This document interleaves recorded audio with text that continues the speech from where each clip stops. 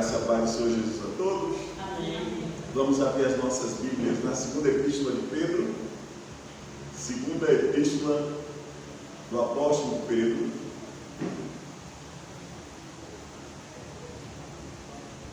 Já no capítulo 1 ele já assume a autoria da carta, né?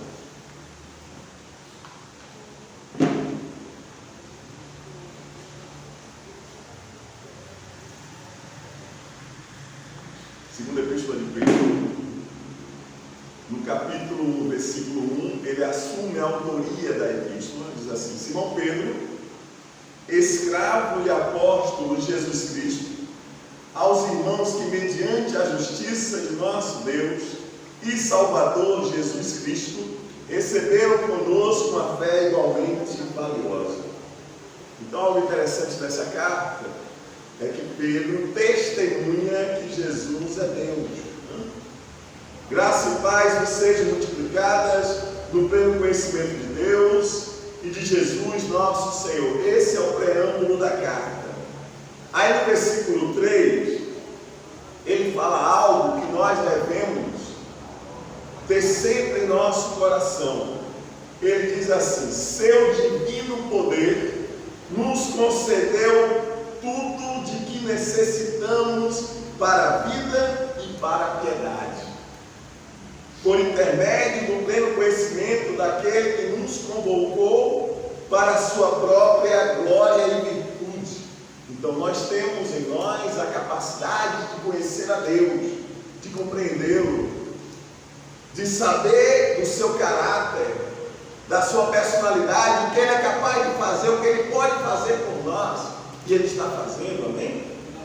Pelas quais nos tem otorgado suas preciosas e grandiosas promessas, para que por elas nos torneis coparticipantes da natureza divina. O Espírito de Deus habita em nós, livrando-nos da corrupção das paixões que há no mundo. É o Espírito de Deus que nos revela a vontade de Deus para as nossas vidas. E a vontade de Deus para as nossas vidas é que nós sejamos santos. E ele diz algo impressionante, porque aqui mostra a graduação do crescimento do cristão na fé. Ele diz assim: por isso mesmo, aplicando todo o vosso esforço, acrescentai a virtude à vossa fé, e o conhecimento à virtude, e o domínio próprio ao conhecimento, e a perseverança ao domínio próprio, e a piedade à perseverança, e a fraternidade à piedade, e o amor à fraternidade. Está vendo uma gradação, né? Porquanto, se essas virtudes existirem e crescerem em vós, elas não vos deixarão ociosos, nem tampouco frutíferos, no perfeito conhecimento de nosso Senhor Jesus Cristo. Então, crescer na fé é importante para suportarmos todas as adversidades, todas as circunstâncias adversas. Se nós estamos crescendo na fé, amadurecendo como cristãos, nós estamos nos fortalecendo, e nada pode nos abalar, nenhuma má notícia, né? Portanto, irmãos, esforçai-vos com dedicação cada vez maior, confirmando o chamado e a eleição, o que fostes contemplados, pois se agirdes desse modo, jamais abandonarão a fé. Jamais, o verbo está: abandonareis a fé. Pois dessa maneira é que vos será ricamente suprida a entrada no reino eterno de nosso Senhor e Salvador Jesus Cristo. Então Pedro nos mostra o caminho, a forma adequada de adquirirmos essa maturidade, crescendo na fé e no conhecimento do Filho de Deus, nosso Senhor e Salvador Jesus Cristo.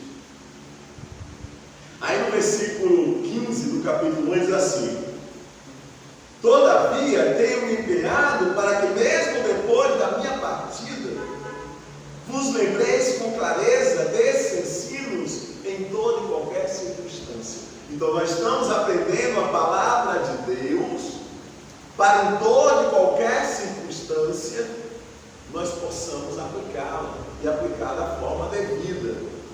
É importante lembrarmos a todo momento da palavra de Deus, daquilo que Deus tem nos ensinado, para quando surgir o momento adequado de nós colocarmos essa palavra em prática, nós temos a certeza de que ela será eficaz. Porque quem duvida, aquele que duvida não contempla a glória de Deus pela fé. Ok?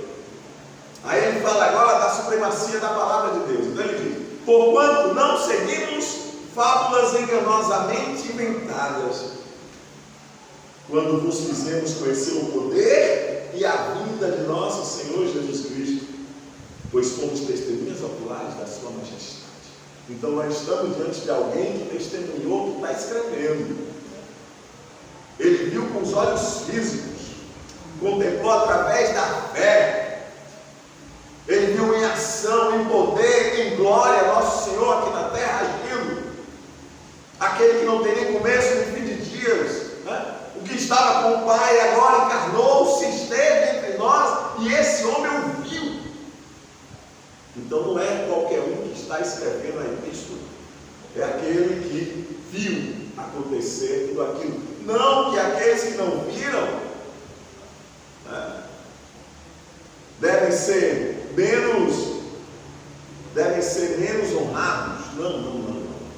Porque nós cremos, não vivemos por vista, vivemos por fé. Amém? Mas a testemunha ocular de um fato histórico, ela deve ser levada em consideração. Porque através do registro do que aquelas pessoas viram e chegaram até nós, é que nós conhecemos não somente a grandiosidade da presença de Deus em carne entre nós, mas também o fato histórico inerente aos dias que o Senhor Jesus passou entre nós. Amém? Isso é importante. Então Pedro está falando aqui que nós devemos crer: Jesus voltará, Ele retornará. Não importa quanto tempo já se passou, não importa o que muitas pessoas dizem a esse respeito, não importa se nós morreremos antes, nós devemos crer. A palavra de Deus nos mostra que Ele virá, e Ele virá. E Ele diz: isso não é seguir fábulas engenhosamente inventadas, não, isso é fato. Porque ouviram da própria boca do nosso Senhor e Salvador Jesus Cristo. Eles ouviram. Ele recebeu honra e glória da parte de Deus, Jesus, quando da suprema glória lhe foi dirigida a voz que declarou: este é o meu Filho amado em que me regozijo, em que me comprazo. Ora, nós mesmos ouvimos essa voz, ele, João e Tiago, irmão de João, vinda dos céus, quando estávamos com ele no Monte Santo, no Monte da Transfiguração. Então, essa pessoa foi testemunha ocular disso, e essa pessoa se identifica como Pedro, o apóstolo Pedro. Sendo assim, temos ainda maior concreta a palavra dos profetas. Levemos em consideração as palavras da profecia deste livro, como João diz lá em Apocalipse. Levemos em consideração. Nossa vida toda depende de crermos na palavra de Deus e a vivermos. Amém? Ora, nós ouvimos essa voz, ele mencionou. Sendo assim, temos ainda mais concreta a palavra dos profetas, fazer muito bem prestar atenção a ela. Como uma candeia que brilha nas trevas, até que todo dia se ilumine e as estrelas da alva nasçam em vossos corações. Antes de tudo, sabei que nenhuma profecia da Escritura provém de interpretação pessoal. Não é a capacidade cognitiva de alguém, intelectual, que lê e interpreta, não. É a capacidade que advém da fé, como obra do Espírito Santo, porque é o Espírito Santo que nos revela a palavra de Deus, da forma que ela deve chegar às nossas vidas, e da forma com a qual nós utilizamos em nossas vidas, através das nossas vidas. É o Espírito de Deus que tem que cumprir essa missão em nossas vidas. Ok? Jesus disse: eu enviarei um Consolador. Ele nos lembrará de todo o meu ensino. Muitas pessoas podem usar a palavra de Deus, mas se não tem a direção do Espírito de Deus, é como se ela estivesse tratando de um conhecimento puramente teórico. Não diz respeito a uma transformação de vida. É por isso que nós vemos muitas pessoas que se dizem cristãs e apostatam e negam a fé. Só são cristãs naquele momento que as interessa. Quando vem o momento mais difícil, o momento que pede que de fato ela haja por fé, ela retrocede, ela volta atrás, ela se desvia, ela chega até a negar o nosso Senhor e Salvador Jesus Cristo, que é bendito para sempre. Então nenhuma profecia da Escritura provém de interpretação pessoal, porquanto jamais a profecia teve origem na vontade humana. Então não são fábulas que nós vemos na palavra de Deus, é a verdade em termos absolutos. Porque se nós formos chegar para o moralista, ou então chegarmos para o filósofo, de uma forma geral, muitas vezes para o cientista, eles vão dizer que isso aqui é história de carochinha. Como é que você prova isso? Mas nós temos é pela fé. Mas homens santos falaram da parte de Deus, orientados pelo Espírito Santo. É o Espírito Santo. É Ele, não? Então nós devemos nos guardar de todo engano daqueles que querem introduzir conhecimentos heréticos, contrários à palavra de Deus, que causa divisão na igreja. A unidade da igreja está na palavra, na autoridade máxima da palavra de Deus. Não precisamos inventar histórias, não precisamos inventar regulamentos, nada disso. A palavra de Deus por si mesma já nos dirige. E tem que ser assim. Tem que ser dessa maneira, amém? Vamos agora. Bem, capítulo 2.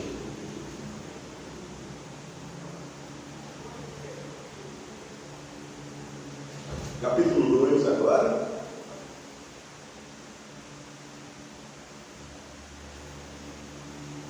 Vamos ler a partir do versículo do capítulo 2, diz assim: assim como no passado surgiram falsos profetas entre o povo, da mesma forma haverá entre vós falsos mestres. Então, o surgimento de falsos mestres é um indício, dos fim dos tempos. Sempre foi assim. Nós vamos percorrer toda a história da igreja cristã, da igreja evangélica. Vamos contar a partir da reforma protestante. Então sempre surgiram pessoas, e sempre surgirão pessoas, que dizem que tiveram uma revelação especial, que Deus revelou para elas um conhecimento que não está baseado na Bíblia.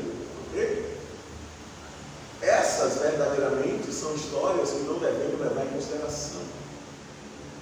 E nós devemos levar em consideração tudo que está escrito e pode ser comprovado pela palavra de Deus. Amém? Então é nessa palavra que nós devemos basear todo o nosso conhecimento de Deus, porque Ele nos deixou isso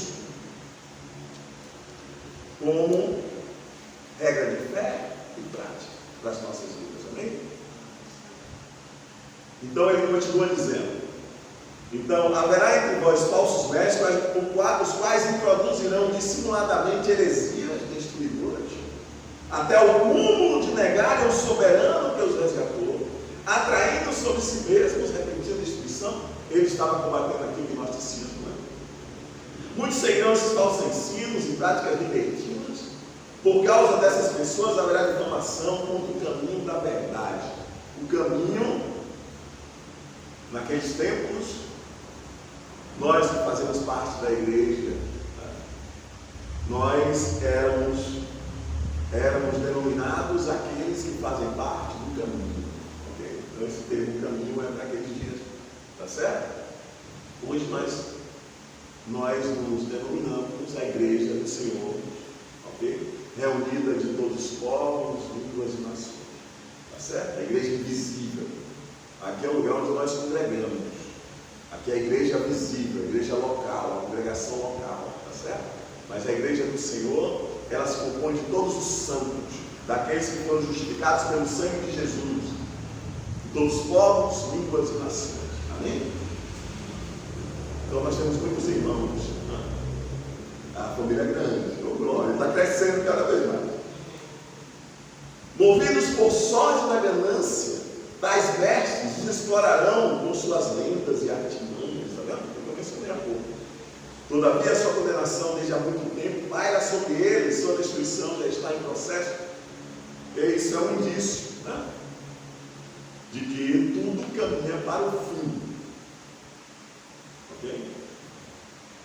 Temos aqui no meio destes os antoministas. Os antoministas não querem levar em consideração regra nenhuma. Eles querem viver a vida deles da forma que eles acham que devem, porque a fé em Jesus foi o suficiente para levá-los à salvação. Mas isso é um grande engano. Nós temos regras a obedecer, só que essas regras não são regras que nós encaramos como regras de homens. Mas o próprio Deus, através do seu Espírito, nos revela a sua vontade e nós vivemos através dessa verdade, da palavra de Deus, amém? É importante nós levarmos isso em consideração. Aí ele menciona o seguinte, ele menciona no versículo 4, olha, se Deus não poupou os anjos que pecaram, nós sabemos que houve a insurgência no céu, e Satanás se insurgiu contra Deus. Okay? Ele um terço dos anjos, né? E eles foram destituídos das suas posições de glória, né? Jesus deu vir, Satanás descendo a terra como um relâmpago, né? Mais uma prova de que Jesus é o próprio Deus, né?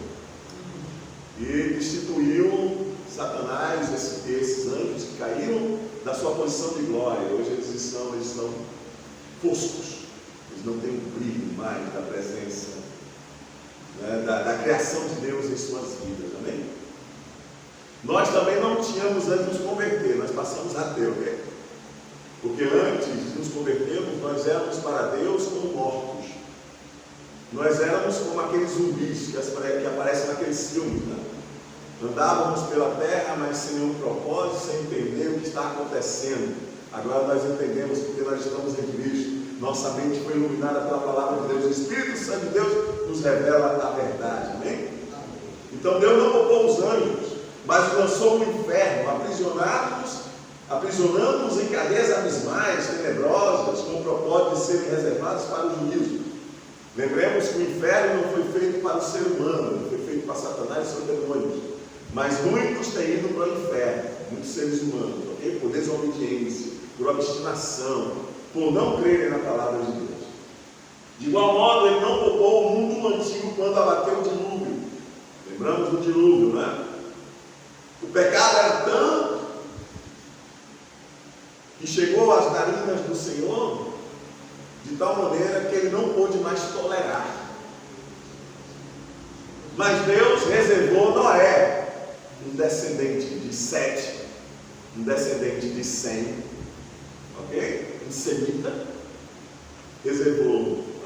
Na realidade, desculpe, Noé é pai de Sem, Noé descende de Sete, ok? Que foi o substituto, Sete significa substituiu Abel, ok? Aquele que morreu, certo? E Deus preservou a vida de Noé, dos seus filhos, aí sim, Sem, que é o mais velho, cã Jafé, ok? De suas noras, de sua esposa, tá certo? E a partir daí, toda a humanidade foi constituída dos filhos de Noé, então da descendência de Sete, ok? Em especial, a partir de Sem. Por isso que aquelas pessoas que descendem de Sem, né, são chamados de semitas. Os israelitas são semitas porque eles descendem de Sem. Tem Jafé, né, os povos ali da China, ali da Rússia, eles descendem de Jafé, ok? Os cananeus descendem de Cã. Os filisteus também descendem de Cã, através de alguns dos seus filhos, amém? Quando a gente entende como os filhos de Noé, eles povoaram a terra, a gente entende muito dos conflitos entre os povos, né? A gente entende muito do que nós podemos vislumbrar os acontecimentos do fim, né? Então quem vai prevalecer é a descendência de Sem, ok? Através de Abraão, tá certo? Nós somos considerados, né, filhos de Abraão pela fé, tá certo? Nenhum de nós, eu pelo menos não sei da minha árvore genealógica, mas nós cremos em Abraão pela fé. Nós cremos em Jesus, descende de Abraão, assim como Abraão creu em Deus pela fé, ok? Nós passamos a sermos, não é? Assim como foi Abraão quando obedeceu a Deus pela fé, ok? Nós passamos a obedecer a Cristo pela fé.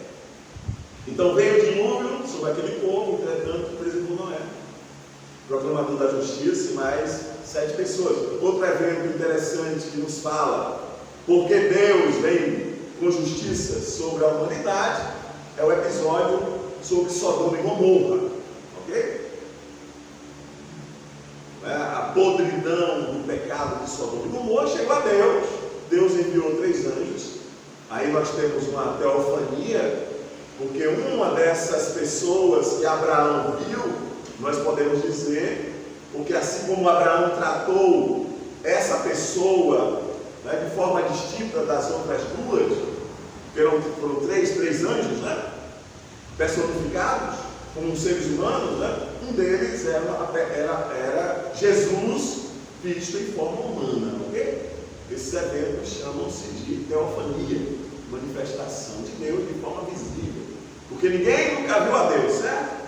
Então como é que nós podemos entender que Abraão, lá no texto, em Gênesis, que Abraão viu a Deus, né? Mas viu a Deus na pessoa do nosso Senhor e Salvador Jesus Cristo. É uma forma pré-encarnada de Jesus, ok? É importante nós entendermos isso. Então esses anjos, 2 deles chegaram a Sodoma e Gomorra. Interessante que Abraão, ele faz um apelo.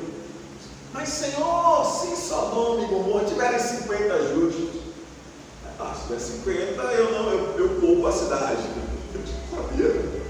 Aí Abraão desceu mais um pouco. Se tiver 45, eu poupo. Se tiver 40, e se tiver 30, Senhor? Se tiver 20, se tiver 10, se tiver 10 eu poupo, nem 10 tinha.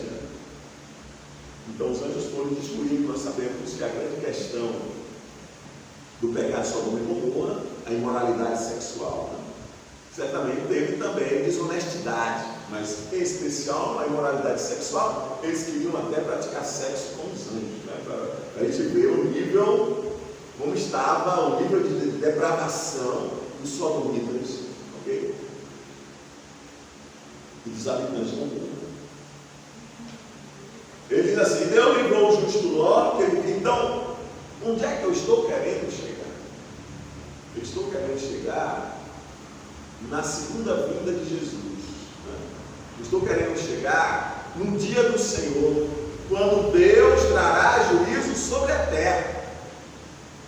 Por conta do quê? Por conta do pecado, por conta da depravação da natureza humana, ok? Que dão lugar não em ouvir as orientações de Deus, mas na vontade da sua carne. E continuando ele diz: e Deus livrou o justo Ló. Então assim como Deus livrou Noé e sua família livrou Ló, Ele livra nós, que somos justos diante da santidade dele, amém? Não por mérito nosso, mas por Jesus Cristo, em que nós cremos, tá certo? Que vivia oprimido com um procedimento corrupto e libertino daqueles incrédulos, porque esse justo, pelo que via, ouvia diariamente, quando habitava entre eles, sentia sua alma atormentada por causa das muitas obras iníquas daquelas pessoas. Constatamos, portanto, que o Senhor sabe livrar os piedosos da provação. Amém. Muitas são as provações do justo, mas de todas elas o Senhor os livra. Amém. Da provação e mantém castigos ímpios para o dia do juízo. Principalmente os que seguem as vontades imorais da carne e desprezam toda a autoridade constituída. Então, Pedro aqui estava condenando a atitude antinomiana, ok? De pessoas que iam viver de forma dissoluta, mesmo dizendo eles que criam em Jesus, certo? Assim como os gnósticos também. Os gnósticos, eles diziam que criam em Jesus, mas para ser um verdadeiro cristão, gozar de tudo aquilo que eles imaginavam que um cristão deveria gozar, eles deveriam agregar a si a gnose, o conhecimento esotérico, ok? E nós não precisamos disso. Amém. Só da palavra de Deus, só da obediência do Espírito Santo de Deus habitando em nós. É por isso que Pedro diz, no capítulo 1, versículo 3, seu divino poder nos concedeu tudo de que necessitamos para a vida e para a piedade. Tudo. Então, nós já estamos completos em nós mesmos para entendermos a Deus. Quanto mais nós buscamos a Deus para tentar entendê-lo, mais Ele se revela a nós, mais nós passamos a conhecê-lo, ok? E aí nós vamos crescendo como cristãos.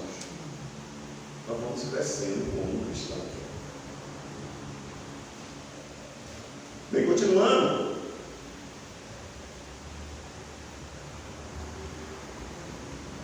Ele fala aqui no versículo 15. Eles se desviaram, ele falou de algumas pessoas, Eles se desviaram, abandonando o caminho correto e seguindo o rastro de Balaão, filho de Beor, que se apaixonou pelo salário da injustiça, o salário da injustiça, okay? Quer dizer, eles exploravam os irmãos, aquelas pessoas daquela comunidade, eles exploravam economicamente. Não é isso que Balaão fazia? Usavam os dons que o Senhor concedia. Então, tudo está vindo à tona, assim como Pedro descreveu há mais ou menos 2000 anos atrás. Essa epístola foi escrita mais ou menos entre 63 e 68 depois de Cristo. Okay? Então, gente, se a gente for observar mais de perto o que está acontecendo, somente se a gente está acompanhando as notícias do mundo gospel, a gente está observando isso, que Deus está desnudando, está deixando de fato exposto a intenção de cada um. Deus está aí agindo, amém? Deus está agindo. E aqueles que têm entendimento da palavra, aqueles que têm o Espírito de Deus, estão se consagrando ao Senhor, devem entender isso. Então, mas em sua transgressão, o Balaão, ele foi apreendido como uma jumenta, um animal bruto que falou com voz humana, e refreou a insensatez do profeta. Imagina o susto desse homem. Esses homens são, então, esses exemplos contrários ao que Deus espera de nós, são como fontes sem água, névoas levadas por tempestade, ou seja, não tem utilidade para a vida eterna. Essa forma de agir, essa forma de pensar o Evangelho não tem utilidade para Deus, porque Deus vislumbra a vida eterna, gente. Nós estamos aqui? Sim, mas não pertencemos mais a essa realidade daqui. Nós temos que vislumbrar a eternidade. Nós temos que nos preparar para encontrarmos com Deus. Deixemos a sombra para trás. Vivamos a realidade em Cristo. A gente fala às pessoas que talvez não dê tempo de certos acontecimentos, de nós realizarmos certos sonhos, porque Jesus está voltando. Não, pastor, não. Mas fala assim, não. Como que diz? Eu quero realizar ainda aquela minha vontade, aquele meu desejo, ou tem medo da morte? Estamos em Cristo, né? Nós estamos guardados pelo aquele que sabe guardar plenamente as nossas vidas em suas mãos. Louvado e agradecido seja o nome do Senhor. Então, esses exemplos que nós vimos há pouco, né? esse tipo de pensamento, esse tipo de como certas pessoas encaram o Evangelho, não tem utilidade para Deus. São como fontes sem água, névoas levadas por tempestade, para os quais está reservada a absoluta escuridão das trevas. É só para isso. Pois proclamando palavras arrogantes e levianas, né, que fala mais sobremaneira sobre isso. Aí no versículo 21 do capítulo 2 diz assim: no versículo 21 do capítulo 2 diz assim: porque lhes teria sido melhor não haver conhecido o caminho da justiça, do que depois de conhecê-lo, darem as costas ao santo mandamento que lhes havia sido concedido. É como eu falei, né? Quem encara o Evangelho dessa forma, ok? Não está encarando da forma devida. Porque lhes teria sido melhor eles não terem conhecido o caminho da justiça, do que conhecendo o caminho da justiça, darem as costas ao santo mandamento. Aí 22. Dessa maneira, confirma-se nele o quanto é verdadeiro o provérbio que diz: o cão volta ao seu vômito, e mais, a porca lavada volta a revolver-se no lamaçal. Gente, não é porque nós fomos batizados em nome do Pai, do Filho e do Espírito Santo, que aquele banho que nós tomamos nos concede propriamente a salvação, amém? Aquilo ali é um símbolo de que nós fizemos morrer o velho homem e agora nós estamos proclamando uma nova criação. Nós passamos pelo processo de transformação de dentro para fora, à semelhança do Filho de Deus. Entende? Quando as coisas começarem a apertar, aí é que se sabe mesmo em que aquela pessoa, no que aquela pessoa está depositando sua confiança. Vem um desespero, né? É claro que nós somos seres humanos, nós somos falíveis, né? Cheios de limitações, de fraquezas, né? Mas esse medo em nós, esse estarrecimento em nós, não pode durar muito tempo não, gente.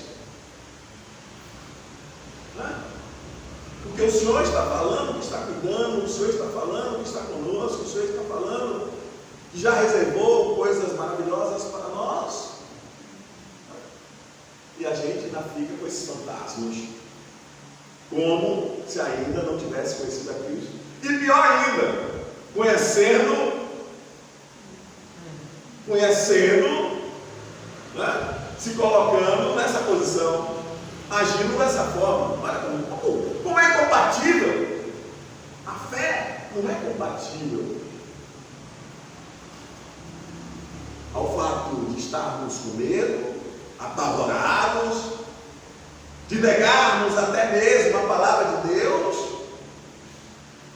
para recebermos de súbito um alívio. Não. Durante a grande perseguição, que a igreja ela sempre foi perseguida, e sempre será perseguida, mas haverá um período de perseguição nunca antes visto. É ali onde aqueles que depositaram a confiança em Cristo vão mostrar que depositaram. É naquele momento, quando a arma estiver sobre a cabeça, naquele momento que será tirado tudo da pessoa, a pessoa não tem mais direito como cidadão a nada, Vai passar fome, vai passar frio.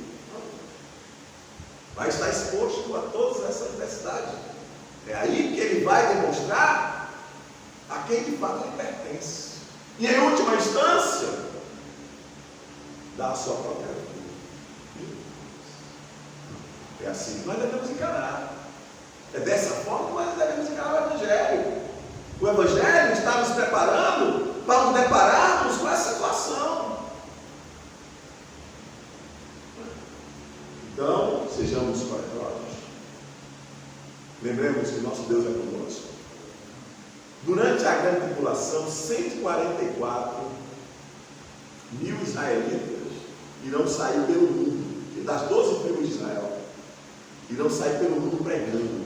Até os confins da terra eles vão pregar. E eles vão estar imunes a toda a ação do anticristo. 12 mil de cada tribo.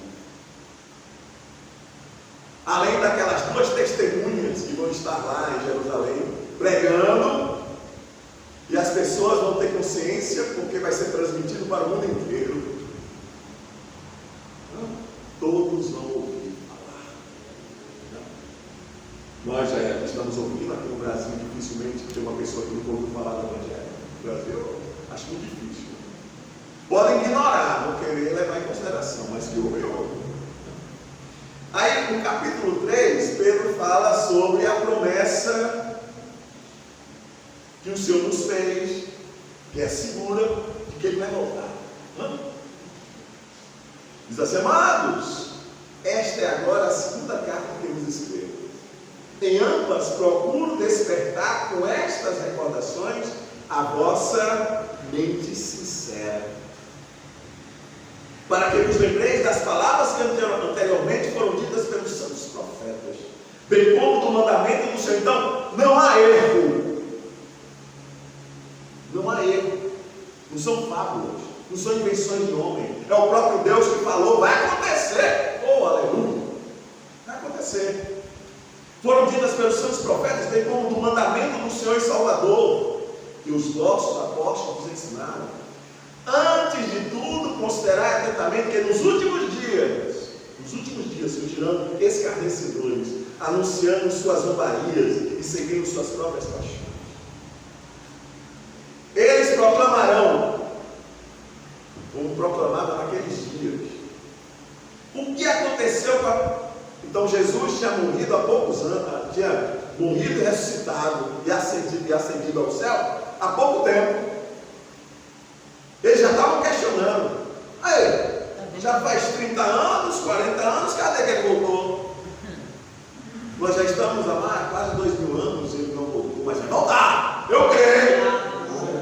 Devemos crer. Antes, aí ele diz: surgirão, o que aconteceu com a promessa da sua vinda, versículo 4? Ora, desde que os antepassados morreram, é a justificativa deles. Entendem? Dos heréticos, dos apóstatas, dos enganadores, ok? Ora, desde que os antepassados morreram, tudo continua como desde o princípio da criação. No entanto, deliberadamente, eles não reconhecem que desde a antiguidade, por intermédio da palavra de Deus, foram criados os céus e a terra. Alguém esteve aqui no momento da criação dos céus e da terra, mas nós queremos que Deus criou. Podemos ter dúvidas. Então, desde a antiguidade, por intermédio da palavra de Deus, foram criados os céus e a terra, e esta foi formada da água por meio da água. Foi pelas águas que o mundo daquela época foi submerso e destruído, e todos nós sabemos o motivo do pecado. Ora, por intermédio da mesma palavra, os céus e a terra que hoje existem, aí ele está trazendo para os nossos dias, estão também preparados para o fogo.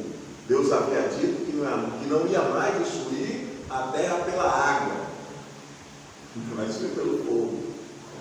Interessante como Daniel, Ezequiel, Jeremias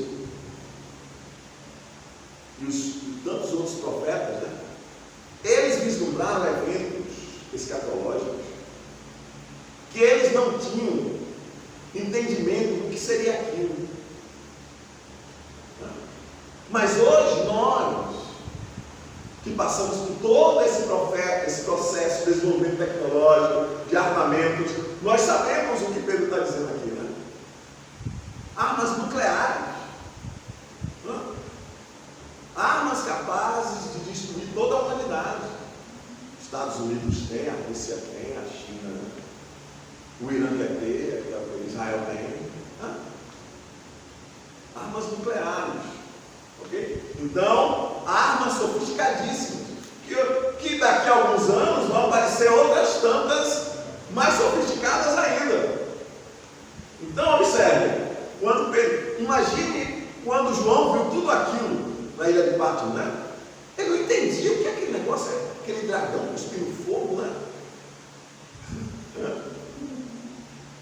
Entendem? A gente vê na Segunda Guerra Mundial, você tem tanques, né, que lançam projéteis, né? Você tem de navios de guerra que lançam, né, do mar ao continente, do alto mar ao continente, muito distante, né? E João não entendia, ele falou como ele percebia que era, mas nós hoje temos o entendimento a respeito do desenvolvimento de armas, né? Não somente armamento bélico, como também armas químicas e armas biológicas, né? Existem armas que são criadas em laboratório, né? Tá certo? Existem vírus que são manipulados em laboratório, né, que viram armas, ok? Produtos químicos, como aconteceu na Síria, né? E a ONU, depois os Estados Unidos também, e aconteceu também no Iraque. Jogaram armas químicas nas pessoas, matavam as pessoas sufocadas, né? O pó amarelo, eu não sei detalhadamente qual é a constituição dessas armas, mas nós sabemos que existem essas armas, ok? De extermínio em massa. Aí diz, ora, por intermédio da mesma palavra, os céus e a terra, versículo 7, capítulo 3, existe, versículo 7, capítulo 3, que hoje existem, estão também preparados para o fogo, reservados para o dia do juízo e para a total destruição dos ímpios. Contudo, amados, há um princípio que não deveis esquecer, que para o Senhor um dia é como 1000 anos, e 1000 anos como... Ou seja, Deus não leva em consideração espaço-tempo. Ele não está sujeito como nós ao espaço, ao tempo. É tanto que ele está em todo lugar ao mesmo tempo. Ele sabe de tudo, né? O Senhor não se atrasa em cumprir a sua promessa, como julga alguns. Pelo contrário, ele é extremamente paciente para convosco e não quer que ninguém pereça, mas que todos cheguem ao arrependimento. É por isso que ele não veio ainda. A longanimidade de Deus é tremenda. Deus está falando o tempo inteiro, fala através de uma pessoa, fala através de outra pessoa, fala pelas circunstâncias. As pessoas não querem dar ouvidos. Entendem, ouvem, entendem, mas não creem. Entretanto, o dia do Senhor virá como um ladrão, de forma súbita, no qual o céu desaparecerá um sonho terrível estrondo, e os elementos se desintegrarão pelo calor, pela ação do calor. A terra e toda obra nela existente serão expostas ao fogo. Ora, se tudo que existe será assim aniquilado, essa é uma pergunta que nós devemos levar em consideração, principalmente para os nossos dias, principalmente que é iminente a volta do Senhor, iminente. Jesus está para voltar. Olha bem, a pergunta. Ora, então nós vimos tudo, nós ouvimos tudo que Pedro fala até antes disso, certo? Ele faz a seguinte pergunta: ora, se tudo que existe será assim aniquilado, que espécie de pessoa é necessário que sejais? Que espécie de pessoa é necessário que nós sejamos, sabendo de tudo isso? Aí ele responde: pessoas que vivem em santidade e piedade, aguardando o dia do Senhor e apressando a sua vinda. Apressando a sua vinda é o processo de evangelização. né, a difusão da palavra do Senhor até os confins da terra. Entendem? A vinda do Senhor não vai, aqueles que estão em Cristo, a vinda não vai pegar de surpresa. Que eu digo, que nós ninguém passará rasteira em nós, ninguém vai nos enganar, ok? Porque nós temos ciência de tudo isso que está acontecendo e que há de vir. É por isso que o crente cristão, aquele que vive a palavra de Deus, não teme más notícias. Olha que receber má notícia é ruim. Você recebeu um diagnóstico, você recebeu uma notícia que um ente seu faleceu, né? Muitas vezes de forma violenta. Você saber que você perdeu seu emprego, né? E você, sei lá, sua mulher, seu cônjuge não quer mais viver com você, né? Notícias chatas, ok? Então ele diz, ó, pessoas que vivem em santidade e piedade, sem se abalar, aguardando o dia do Senhor, apressando a sua vida. Naquele dia os céus se dissolverão pelo fogo e todos os elementos ardendo se dissiparão com o calor.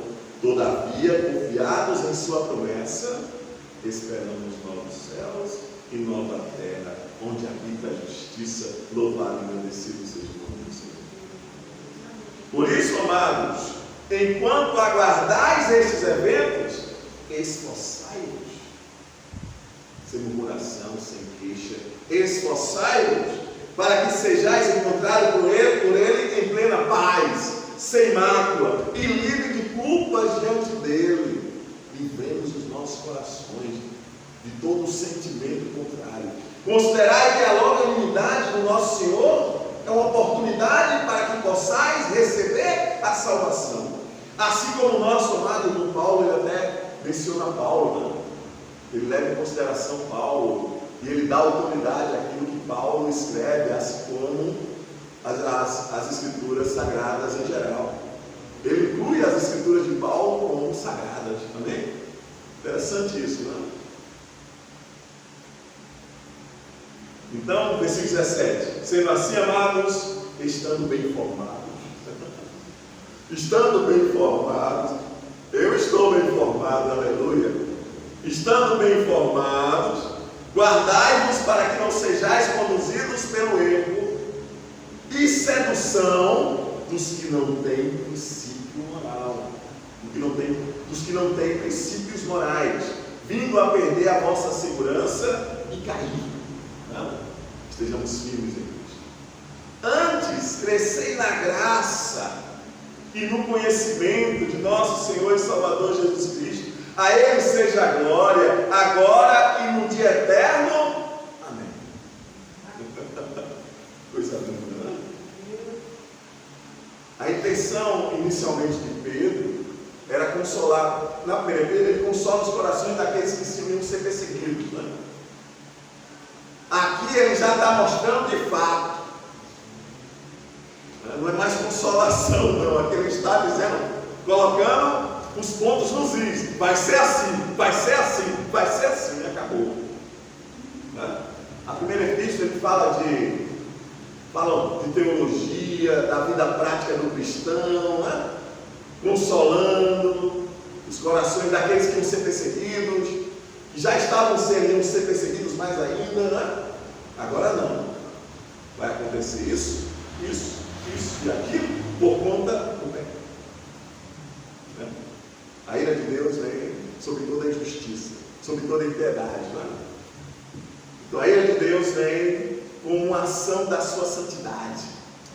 A santidade de Deus não vai ficar inerte. Deus nunca ficou e nunca ficará inerte diante do pecado. Né? Então isso vai acontecer quando devemos ter dúvida. Pai Santo, Pai querido, te agradecemos, Senhor, pela tua bendita palavra. Deus nos ajuda, Pai Santo, porque tu sabes das nossas limitações, das nossas fraquezas.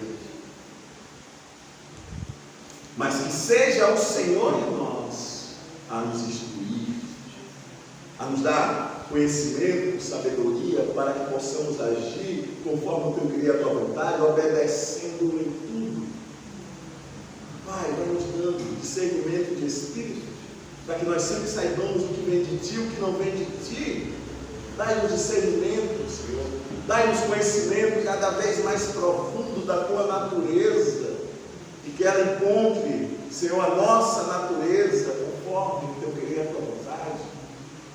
Que todo o nosso ser, Pai Santo, esteja envolvido e conduzido por ti, até a volta do teu Filho, até nos encontrarmos contigo, Pai Santo. Nos ajuda, nos fortalece, Senhor, para que nem por um momento nós tenhamos dúvidas, nem por um momento nós andemos cambaleando, mas estejamos firmes, assim como são firmes os montes de Sião, e nós sejamos inabaláveis através do teu poder, da tua presença em nossas vidas, do teu conhecimento, da tua palavra. Nós agradecemos em nome de Jesus. Amém. Deus é bom.